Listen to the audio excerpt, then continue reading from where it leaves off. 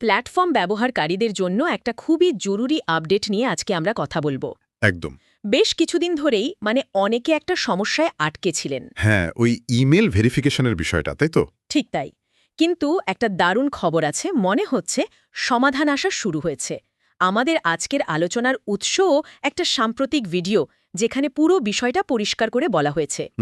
আমাদের মূল লক্ষ্য হলো এই নতুন প্রক্রিয়াটা আসলে কি সেটা বোঝা, আর যারা এখনো সমস্যায় আছেন তাদের এখন ঠিক কি করতে হবে সেটা সহজ করে বুঝিয়ে দেওয়া।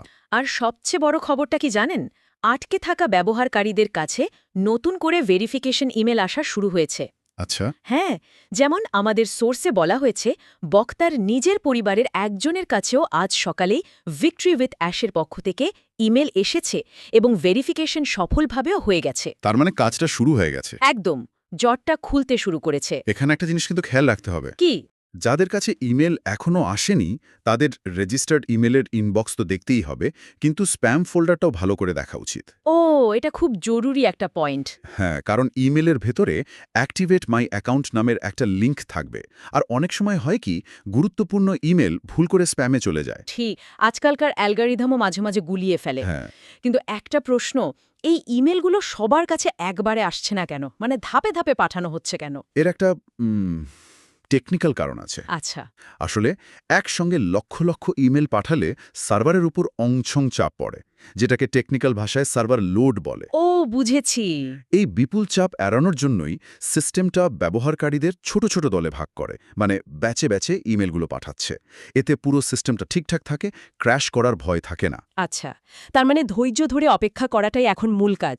তবে সোর্সে একটা বিকল্প পথের কথাও কিন্তু বলা হয়েছে। হ্যাঁ, যদি কেউ অপেক্ষা করতে না চান। ঠিক, ব্যাপারটা বেশ মজার।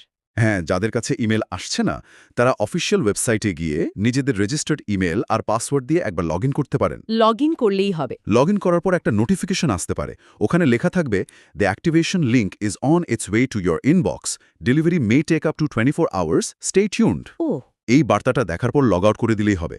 এই প্রক্রিয়াটা অনেকটা সিস্টেমকে একটা রিমাইন্ডার দেওয়ার মতো কাজ করে, আর ভেরিফিকেশন ইমেল আসার সম্ভাবনা বাড়িয়ে দেয়। কিন্তু এখানে একটা প্যাচ তৈরি হয়েছে। কিরকম? অনেকেই তো অপেক্ষা করতে পারেননি, অধৈর্য হয়ে নতুন ইমেল আইডি দিয়ে দ্বিতীয়বার রেজিস্ট্রেশন করে ফেলেছেন। হ্যাঁ, এরকম ঘটনাও ঘটছে। এবং তাদের নতুন অ্যাকাউন্ট ভেরিফাইও হয়ে গেছে। তারা তো এখন একটা উভয় সংকটে পড়েছেন। পুরনো অ্যাকাউন্টের ভেরিফিকেশন ইমেল এলে এখন তারা কি করবেন? এটারও একটা পরিষ্কার সমাধান সোর্সে দেয়া আছে। বলুন তো। যদি নতুন অ্যাকাউন্টের ইমেল ভেরিফিকেশন এবং কেওয়াইসি নো ইয়োর কাস্টমার যেটাকে বলে, ওই পরিচয় যাচাই করার ব্যাপারটা, হ্যাঁ হ্যাঁ। সেটা যদি সফলভাবে হয়ে গিয়ে থাকে তাহলে সেই নতুন অ্যাকাউন্টই ব্যবহার করা উচিত। আর পুরনোটার কি হবে? পুরনো অ্যাকাউন্টের জন্য যদি এখন কোনো ভেরিফিকেশন ইমেল আসেও সেটাকে পাত্তা না দিলেই হবে, ইগনোর করতে হবে। কিন্তু পুরনো অ্যাকাউন্টটা তো সিস্টেমের মধ্যে ডেটা হিসেবে রয়ে গেল, ওটা কি কোনো সমস্যা করবে না? না, এখানে আসল ব্যাপারটা। অ্যাশ স্যারের একটা আপডেট অনুযায়ী এই নিষ্ক্রিয় বা ইনঅ্যাক্টিভ অ্যাকাউন্টগুলো খুব তাড়াতাড়ি সিস্টেম থেকে অটোম্যাটিক্যালি মুছে ফেলা হবে। সত্যি? হ্যাঁ, এটা শুধু সিস্টেম পরিষ্কার রাখার জন্য নয়, নিরাপত্তার জন্যও খুব জরুরি। কারণ এই ধরনের পরিত্যক্ত অ্যাকাউন্টগুলো ডেটা ব্রিচের একটা সহজ টার্গেট হতে পারে, তাই না?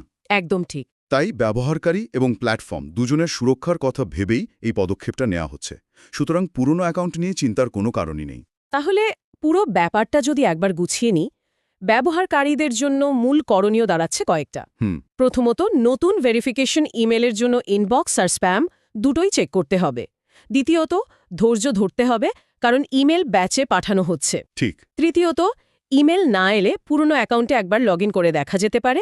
আর সবশেষে, যাদের নতুন ভেরিফাইড অ্যাকাউন্ট আছে তারা সেটাই ব্যবহার করবেন, পুরনোটা সিস্টেম নিজেই ডিলিট করে দেবে। একদম ঠিক। সব মিলিয়ে এই পরিস্থিতিটা কিন্তু ডিজিটাল জগতে আমাদের পরিচয় ব্যবস্থাপনার একটা গুরুত্বপূর্ণ প্রশ্ন সামনে নিয়ে আসে। কিরকম? এই যে ধরুন, যখন কোনো প্রযুক্তিগত সিস্টেমের সমস্যা দেখা দেয় তখন সিস্টেমের সংশোধনের জন্য অপেক্ষা করাটা কি বেশি যুক্তিযুক্ত, নাকি নিজের উদ্যোগে বিকল্প পথে সমাধান খুঁজে নেওয়া উচিত? এটা তো ভাবার মতো বিষয়। এক্ষেত্রে দ্বিতীয় পথটা অনেকের জন্য কাজ করেছে, কিন্তু এটা আমাদের এটাও মনে করিয়ে দেয় যে আমাদের ডিজিটাল অস্তিত্ব আসলে কতটা ঠুনকো হতে পারে, এবং অনেক সময় আমাদের নিজেদেরই সমাধানের পথ তৈরি করে নিতে হয়।